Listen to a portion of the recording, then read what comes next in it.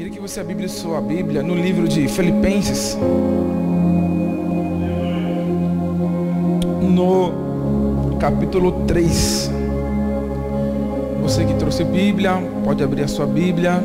Você que tem aí o seu aplicativo do celular, pode utilizá-lo. Tem o telão.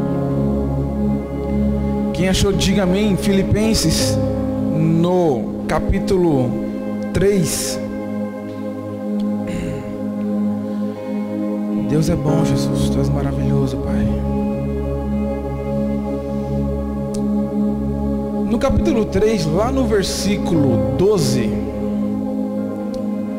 essa carta aos Filipenses, ela vai dizer o seguinte, no versículo 12: se atente a essas palavras do apóstolo Paulo. Ela vai dizer o seguinte, aqui na minha versão Thompson, está da seguinte forma: não que eu já tenha alcançado ou que seja perfeito, mas prossigo para alcançar aquilo para que fui alcançado por Cristo Jesus. Irmãos, não julgo que tenha alcançado, mas uma coisa eu faço, esquecendo-me das coisas que ficaram para trás, eu avanço para as que estão diante de mim.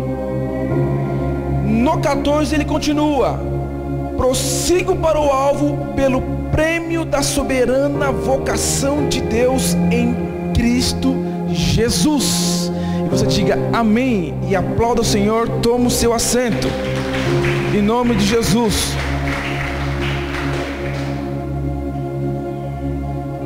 Particularmente essa passagem, ela sempre falou muito comigo, e modéstia à parte, eu gosto muito de, sempre em meus devocionais, quando eu tenho algo uma palavra para abençoar alguém, ou alguém precisa de uma palavra, esse texto ele sempre falou muito comigo, igreja. E certamente você já ouviu ele, você já leu ele, provavelmente você já viu várias pregações desse texto. Por quê? O livro, essa carta de Filipenses, ela é muito rica em diversos aspectos, e essa passagem em si fala muito comigo. Provavelmente, né, a história vai dizer que essa carta ela foi escrita ali em meados de 45 anos depois de Cristo, 45 a 50 anos. Apóstolo Paulo estava preso em uma prisão em Roma, e aí o propósito central desta mensagem à igreja de Filipenses, aos Filipos, é que ele quer motivar esse povo, ele quer dar um ânimo a esse povo, porque a igreja primitiva já estava sendo perseguida. Paulo já estava preso, as pessoas estavam sendo perseguidas pelos romanos e em outras várias frentes, realmente uma perseguição. E aí Paulo, na condição de prisioneiro, ele escreve esta mensagem. Certamente é algo, eu gosto muito do apóstolo Paulo, porque eu não sou muito de dar temas às minhas ministrações, mas se eu pudesse dar para essa ministração, seria persistir e não desistir. Diga para o teu irmão, persistir. Não, diga com voz de gadita, diga, persistir e não desistir. Diga, persistir e não desistir. Eu acho fantástico o apóstolo Paulo, porque se você reparar, né, o apóstolo Paulo em suas oratórias, em seus sermões, ele tem aquela coisa, ele tira tudo aquilo que é terreno e material para algo que é eterno, igreja. Ele tira tudo aquilo que existe um valor material e que é terreno para algo eterno. Ele rejeita esse tipo de coisa. Não é comum uma pessoa falar, morrer para Cristo é lucro. Na ótica da humanidade, na ótica carnal, isso era um tipo de situação, era um tipo de comentário que não fazia sentido para as pessoas naquela época. Hoje é muito fácil, por meio da teologia, por meio dos estudos, a gente compreender essa interpretação, né, bispo? Mas imagina lá, do nada aparece um cara, ó, morrer para Jesus é lucro. As pessoas ficavam assim, tá acontecendo? Quem é esse cara? Tá ficando doido? Quer matar todo mundo? Então, por essas e outras ocasiões, várias outras ocasiões, que a igreja, ela era perseguida. Porque se você olhar de uma forma carnal para as palavras do apóstolo Paulo, parece que ele te prepara para o fracasso. Mas não é. Ele te prepara para algo eterno, para algo novo. Ele te prepara para uma vida além dessa, que é a nossa vida com Cristo Jesus. Posso ouvir um amém?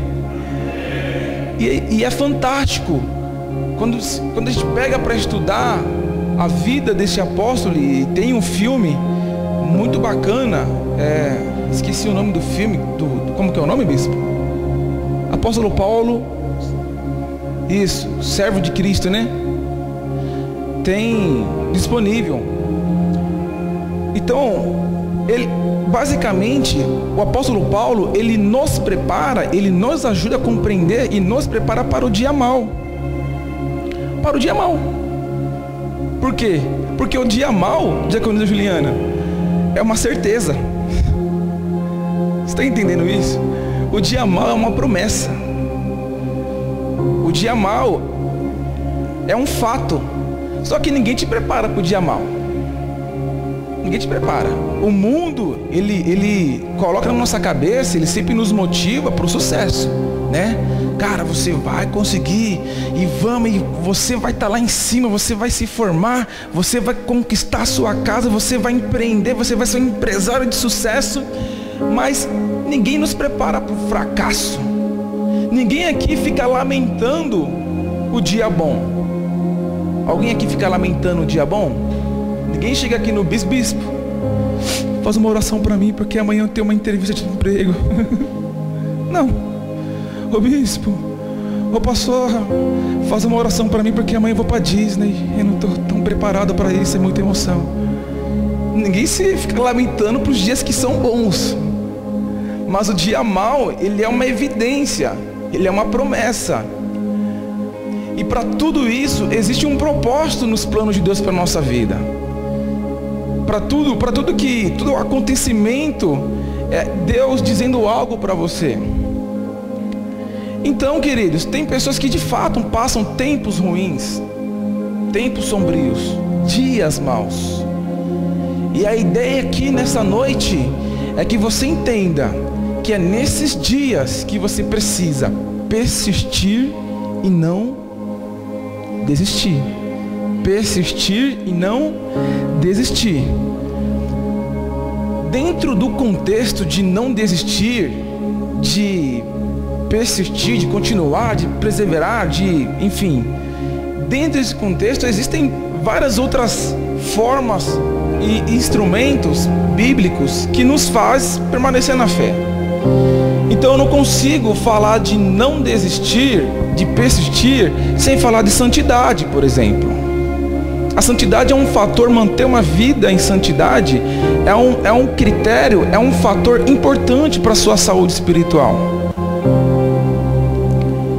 Muito se fala hoje em dia em avivamentos aqui, eu creio no avivamento sobre o Brasil. Outros pensam que já existe um avivamento sobre o Brasil em outros lugares. Fato é que o apóstolo Paulo, ele foi um revolucionário. Só que é evidente a busca dele pela perfeição. Mais para frente nós iremos falar sobre isso também. O que Paulo quer dizer com tais palavras? Ele vai dizer, eu quero te dizer que a história, ela prova sim que assim Deus, ele pode sim intervir com um avivamento sobre uma nação, sobre um país. Isso é história, a história ela vai mostrar isso. Por exemplo, um avivamento muito recente, que é muito conhecido, o avivamento no país de Gales. Alguém já ouviu falar? Esse avivamento ocorreu entre 1905 a 1910. Eu acho interessante porque Deus levantou um homem no país de Gales chamado Evan Roberts, um jovem, para falar a verdade, nesse período. Eu acho interessante que esse homem de Deus, ele enfatizou 4 pontos importantíssimos para que você mantenha uma vida em santidade e através da sua vida Deus levante um avivamento na sua cidade, na sua nação, no seu país. E ele vai dizer o seguinte, diaconisa: primeiro, a confissão aberta de qualquer pecado não confessado. Você precisa primeiro confessar os seus pecados. Dia após dia você precisa pedir perdão para Deus, cara. Tirar um momento do seu dia para pedir perdão para Deus, para falar com Deus. Ele vai dizer depois: o abandono de qualquer ato duvidoso sobre Deus. Qualquer dúvida que tem no seu coração, querido, te impede de crescer em Cristo. Ele continua dizendo: a necessidade de obedecer prontamente tudo que o Espírito Santo te diz. Eu te pergunto, qual foi a última vez que o Espírito Santo falou com você? Qual foi a última vez que ele te deu uma ordem? Faça isso, não faça aquilo. Será que nós estamos sendo sensíveis à voz do Espírito Santo? E a última coisa que Evan Roberts vai dizer desses 4 tópicos é a confissão de Cristo abertamente. Com essas 4 mensagens aqui, diácono Eduardo, a gente consegue fazer 30 sermões. E aqui estão os critérios, segundo a ótica desse jovem homem de Deus, para que recaia uma vida espiritual saudável. E apóstolo Paulo, ele foi um revolucionário em seu período de ministério. Isso é inegável. No versículo 12, ele coloca da seguinte forma: não que eu já tenha alcançado. Neste texto aqui, Paulo, ele não está dizendo que se apoderou de algo, que ele conquistou algo. Ele não está dizendo aqui de algo, de uma justiça ou de algo moral. Ele está falando de uma vida em perfeição em Cristo Jesus, uma maturidade em Cristo Jesus. Ele vai dizer: não que eu já tenha alcançado ou que seja perfeito, mas prossigo para alcançar aquilo para que fui alcançado por Cristo Jesus, pelo próprio Cristo Jesus. Eu acho interessante porque a busca pelo crescimento, eu consigo extrair isso aqui das palavras de Paulo. A busca pelo crescimento. Preste bem atenção no que eu vou te falar. Apóstolo Paulo, ele está preso. Apóstolo Paulo, ele foi preso por ter curado uma jovem. E vai ele para a prisão. E dentro da prisão, ele consegue ser, ele é usado por Deus para, através da sua vida, de suas palavras, encorajar o povo. Eu quero que você entenda que o crescimento para uma maturidade em Cristo Jesus está ligado a sacrifícios.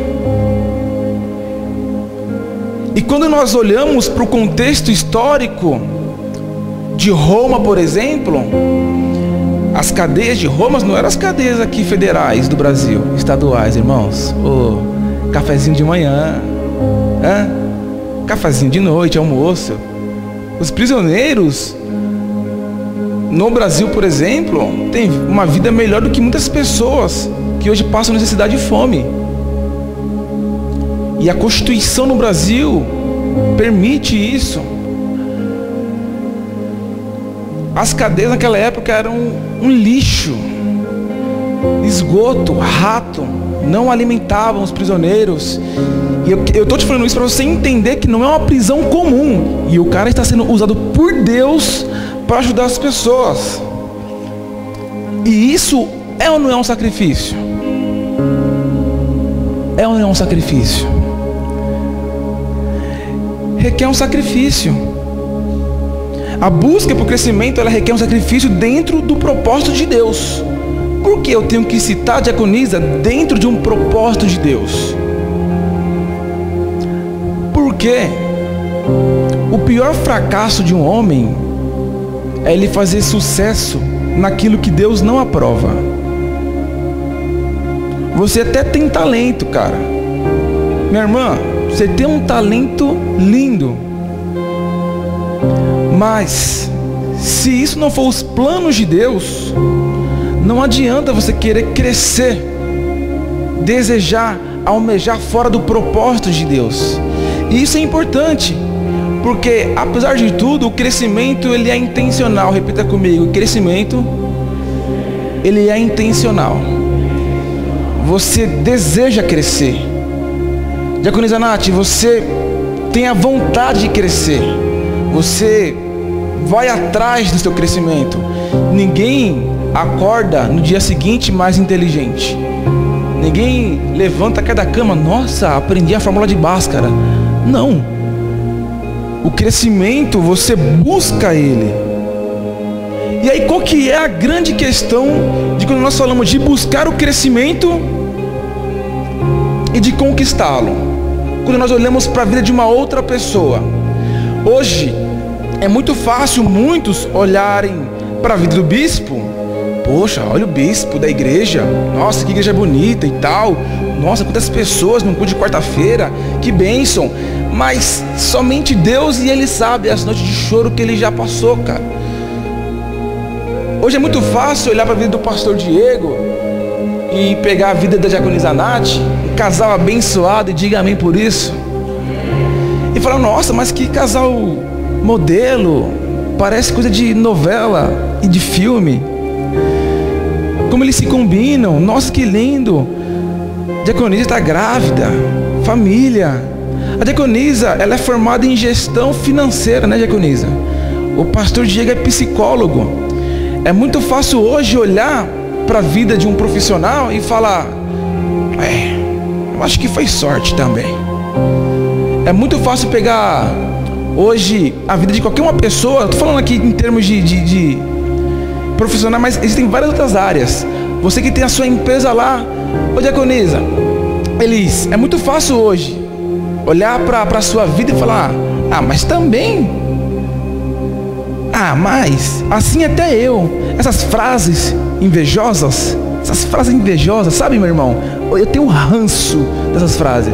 O cara vai comprar um carro, o cara compra o carro, conquista o carro, aí lá vem o invejoso.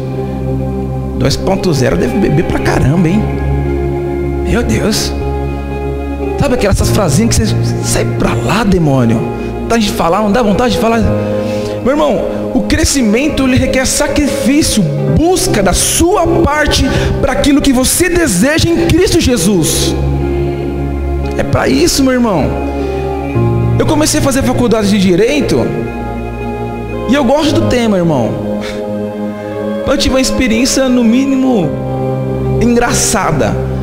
Na minha faculdade eu tinha que fazer alguns relatórios de estágios. Aí eu lembro que eu tinha que fazer um relatório de uma sentença. E aí, eu sou novo, e está sendo à distância as aulas. Aí o relatório está lá, irmão, 100 páginas da sentença, né? Você tem que interpretar a sentença. É a primeira frase da sentença: o juiz negou o provimento do apelado incursado no agravo. Eu falei: quê? Eu olhei assim: o que é isso? Não entendi nada. E lá vai eu atrás de definição, atrás de, enfim, para fazer. Então o crescimento ele é intencional. Você busca ele, você vai atrás dele, você conquista ele de acordo com o que Deus quer que você faça. Posso ouvir um amém por isso? Meu irmão, hoje é simples. Hoje as pessoas aumentam esse crescimento ministerial.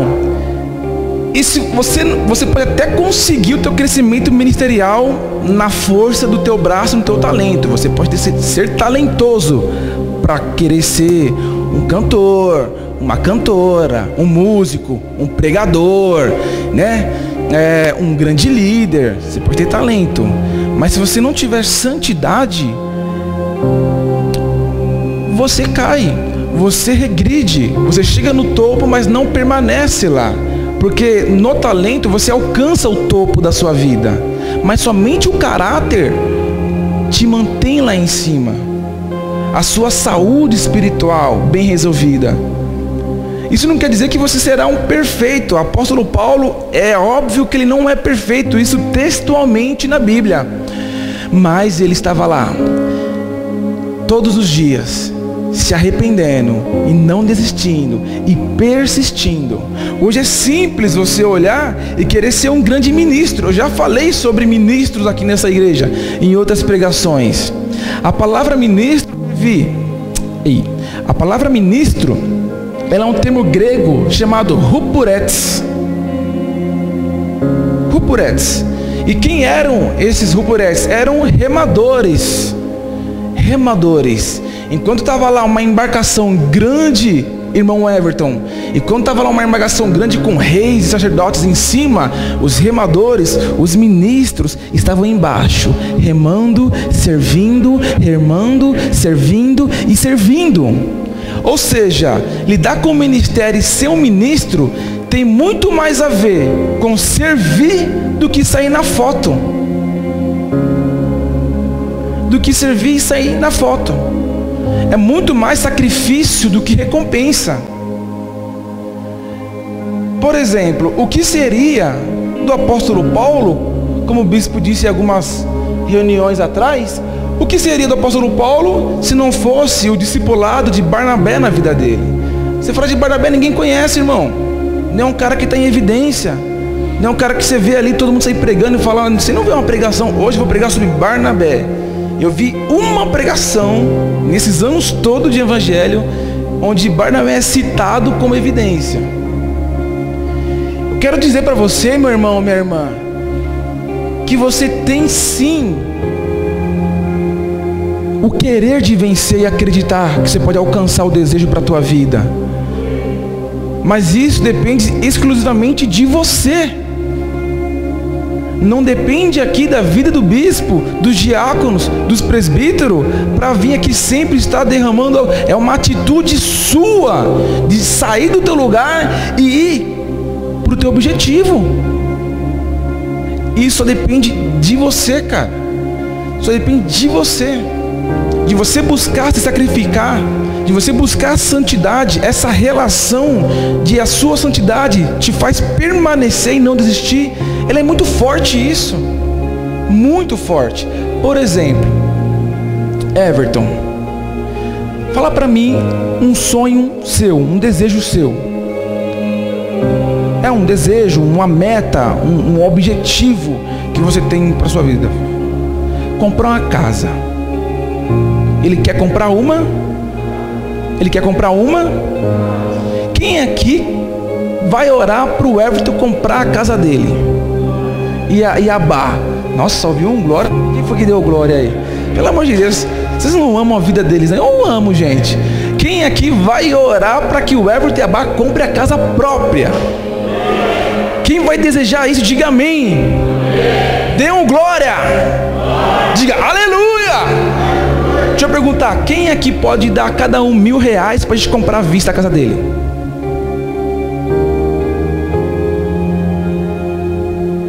Sabe por quê, varão?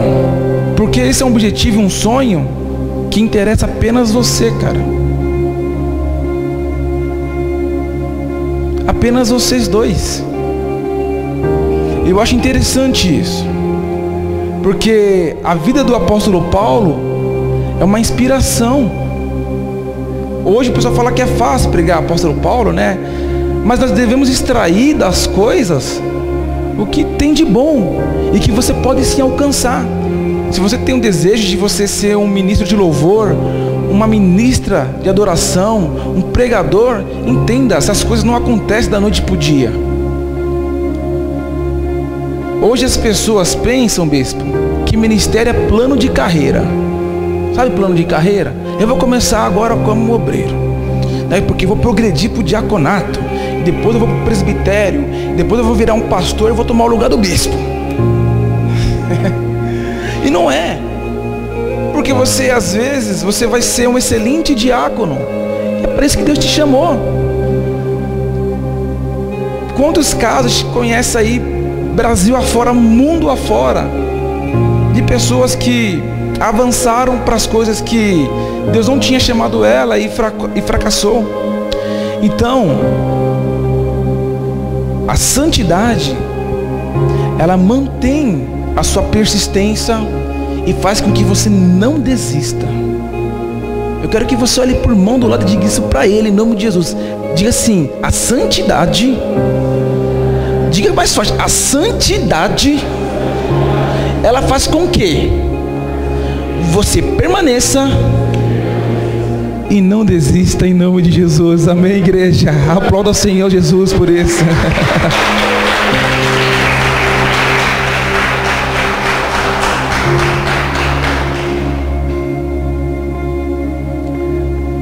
Continuando, no versículo 13, eu também considero importante esse texto. Ele vai dizer o seguinte, no 13: irmãos, não julgo que tenha alcançado, mas uma coisa eu faço, esquecendo-me das coisas que para trás ficaram, eu avanço para as que estão diante de mim.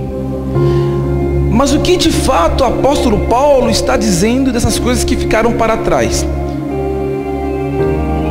De uma série de coisas, de mágoas, de ressentimentos, de rancores e outros sentimentos semelhantes que te aprisiona, que não te faz progredir.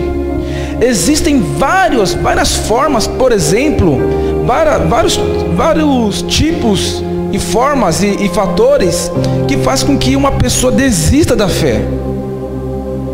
E uma delas é quando você olha para trás. Quando você está avançando, Deus ele está abrindo as portas, Deus ele abre as portas do céu, te dá oportunidade, só que você olha para trás. Paulo, ele sabia disso. Paulo era um moralista, Paulo era um perseguidor dos cristãos.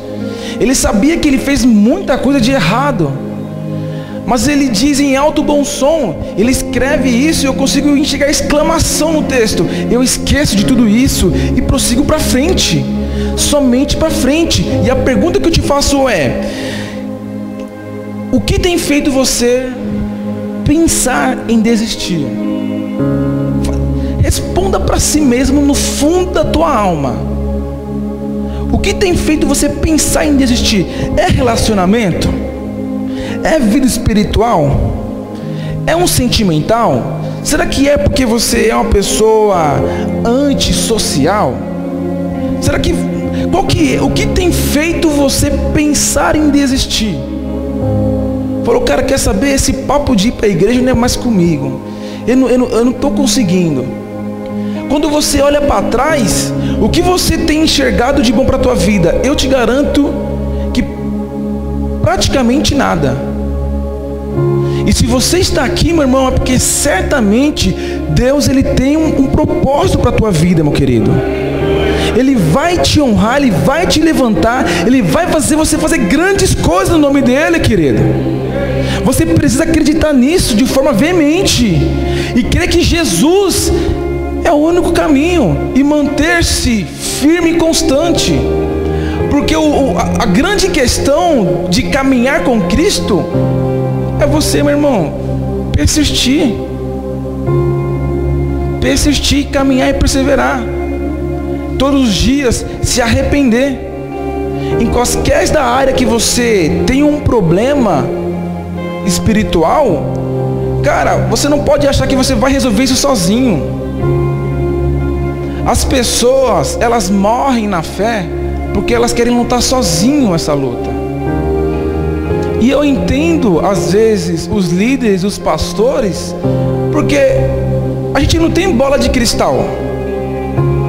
Ninguém tem bola de cristal para saber como está a vida espiritual de cada um. Ninguém aqui é fiscal espiritual das pessoas. Entenda uma coisa, meu querido, minha irmã: qualquer situação de risco espiritual que você corra, de perigo espiritual, não hesite, não pense, vá e comunique o seu pastor, a sua liderança. O problema é que as pessoas morrem caladas, e a Bíblia não manda você lutar sozinho as suas lutas. A Bíblia pede para que te ande em dois, para que quando um cair, o outro levante. E a relação de igreja, de comunidade, a relação de liderança com a comunidade e o povo como um todo é justamente essa. É uma relação de ajuda. Tanto é que está textualmente aqui apóstolo Paulo preso, falando: meus irmãos, persevere, não desista, a luta é grande, a luta é árdua, eu sei que é difícil a tribulação, eu sei que é difícil a caminhada com Cristo, eu sei que é difícil diversas circunstâncias, eu passei por isso. Ele diz textualmente: sofreu naufrágio, passou por diversas situações, mas te digo, meu irmão, permaneça firme na fé, seguindo para o alvo que é Cristo Jesus. Diga amém por isso, igreja. É extraordinário. Coloca pra gente lá 2 Coríntios. Quem tá lá? O Peter e o Panda. Coloca pra gente lá, meninos, 2 Coríntios 4, no versículo 16.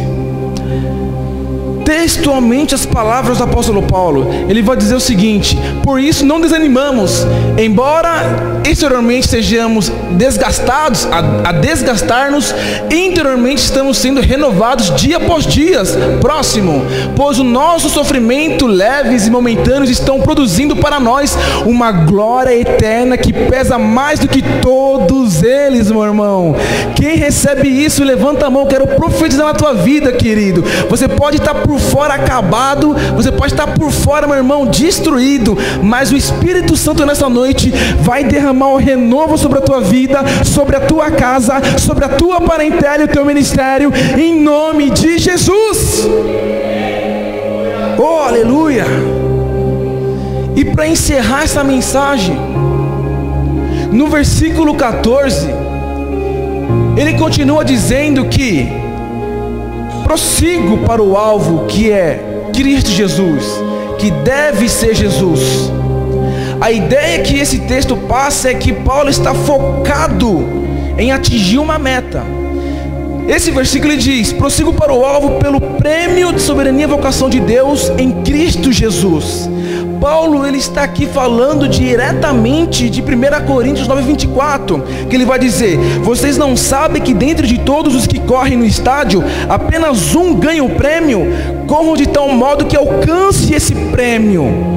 Aqui ele está em falar em atingir um alvo, de alcançar uma meta, e essa meta é a vida, é Cristo Jesus, é essa obra celestial, é esse alcance de Jesus, essa é a meta. Mas por um outro lado, você talvez se sinta indigno de estar na presença dele.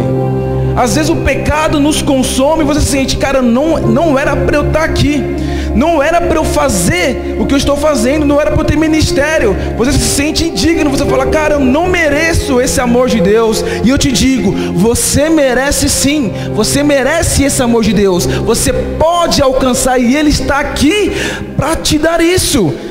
Porque essa relação, esse momento, você pode mudar o começo de tudo.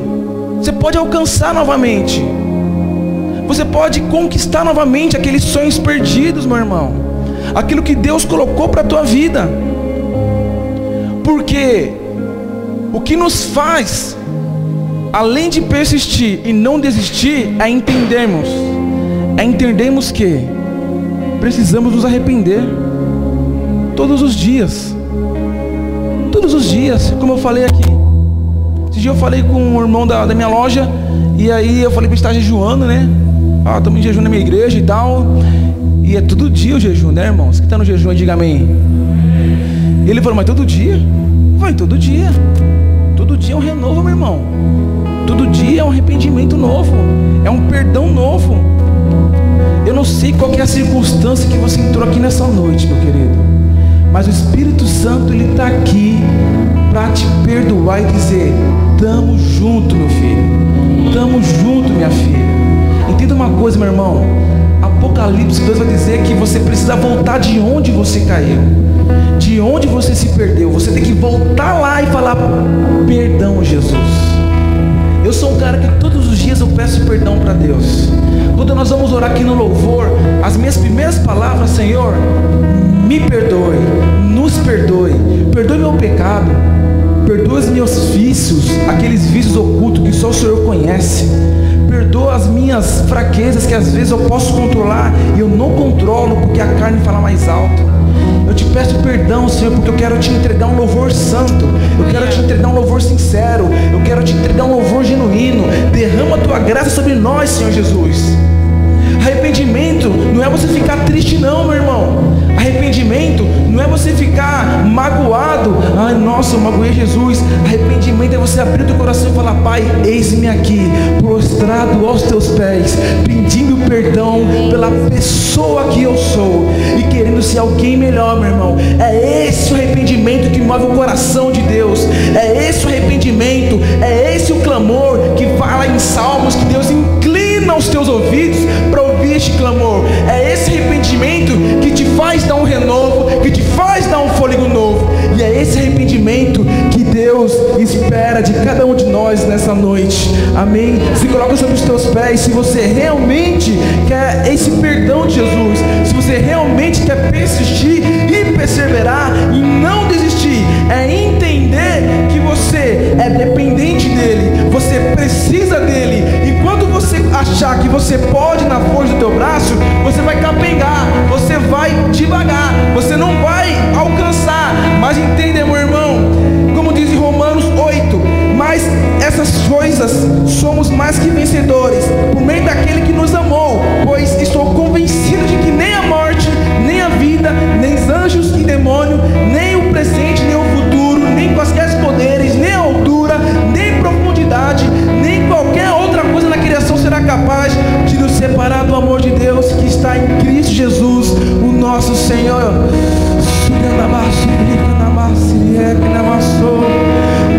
Ele está aqui, meu irmão. Ele está aqui. E Ele está aqui dizendo: filho, eu ainda estou do seu lado. Olhe para mim. Sinta agora o Espírito Santo falando no teu coração